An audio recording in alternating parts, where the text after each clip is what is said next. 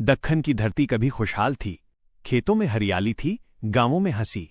लेकिन जब मुगल हुकूमत का जुल्म बढ़ा तो वही धरती कराहने लगी। मुगल सूबेदारों का हुक्म था, कर बढ़ाओ, जमीन छीनो और जो आवाज उठाए उसे चुप करा दो। किसान दिन रात मेहनत करता, पर फसल से पहले ही कर में सब चला जाता। औरतें डर में जीतीं, बच्चे भूख में पले।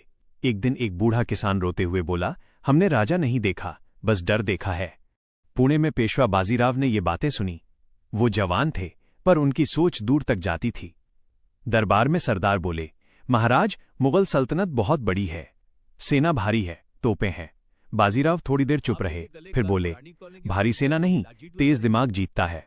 अगर जनता रो रही है तो सत्ता का मतलब ही क्या।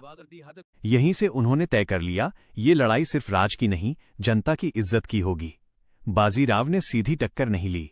वो जानते थे कि ताकत से बड़ी चीज रणनीति होती है। मराठा सेना बिजली की तरह चलती, रात में हमला, दिन में गायब। मुगल चौकियां एक एक कर टूटने लगीं। संदेश कट गए, रसद रुक गई। मुगल सेनापति परेशान हो उठा, ये मराठे सामने क्यों नहीं आते। किसी ने सही कहा, वो सामने नहीं आते हुजूर, वो हर जगह होते हैं। जहां जहां मराठा पहुंचे वहां बाजीराव का सख्त हुक्म था, किसान की फसल सुरक्षित रहे। औरत बच्चों पर कोई हाथ उठाए तो वो अपराधी माना जाए। लोग हैरान थे। उन्होंने पहली बार देखा कि सेना लूट नहीं रही, रक्षा कर रही है।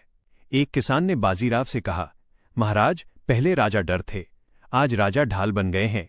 बाजीराव मुस्कुराए और बोले, राज्य तलवार से नहीं, जनता के भरोसे से चलता है। जैसे जैसे मराठों की ताकत बढ़ी, मुगल दरबार तक खबर पहुंची, पेशवा बाजीराव उत्तर की ओर बढ़ रहा है। एक दिन घोड़े पर सवार होकर बाजीराव ने दूर क्षितिज की ओर देखा और कहा, दिल्ली दूर नहीं, घोड़े को पानी यमुना में पिलाएंगे। ये सिर्फ शब्द नहीं थे, ये मुगल जुल्म को दी गई खुली चुनौती थी। अंत की बात, पेशवा बाजीराव ने इतिहास में सिर्फ युद्ध नहीं जीते, उन्होंने जनता का दिल जीता। वो राजा नहीं, रक्षक थे। और यही वजह है कि आज भी उनका नाम इज्जत के साथ लिया जाता है।